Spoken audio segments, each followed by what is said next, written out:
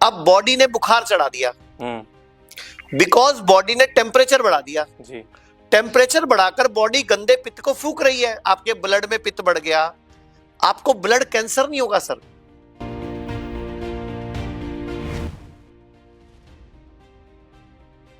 Cancer treatment हुआ करता था जिसपे नोबेल प्राइज मिला है 1927 में, कि कैंसर के पेशेंट को अगर बुखार दिला दो, किसी भी तरह से बुखार हो जाए तो कैंसर अपने आप ठीक हो जाता है, ट्यूमर अपने आप कम हो जाता है, खत्म हो जाता है। इसीलिए पहले 100 साल पहले एविडेंस बेस्ड यही था कि कैंसर के पेशेंट को उठा के मलेरिया के पेशेंट के वार्ड में रख देते थे, इस उम्मीद से कि इनको मलेरिया हो जाएगा, मलेरिया से फीवर आ जाएगा, फीवर आने से कैंसर ठीक हो जाएगा, मलेरिया तो ठीक कर ही देंगे, कम से कम कैंसर तो ठीक हो जाएगा। तो ये इंटरेस्टिंग काफ़ी समय तक चला, उसके बाद नोबेल प्राइज भी मिला, और ये सिद्धांत आज भी उतना ही ट्रू है जितना उस वक्त ट्रू।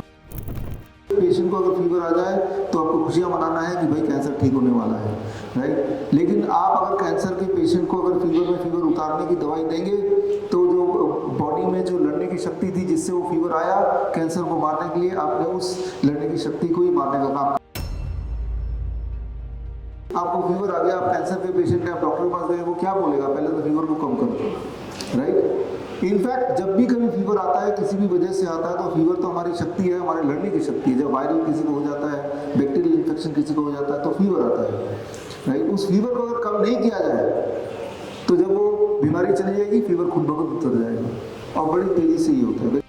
भारत में हमारे 120 से अधिक हॉस्पिटल, क्लिनिक व डे केयर सेंटर्स हैं, जहां 900 से अधिक डॉक्टर्स नेचुरल तरीकों से कैंसर, किडनी, लिवर व हार्ट जैसी अन्य बीमारियों को रिवर्स करना सिखाते हैं।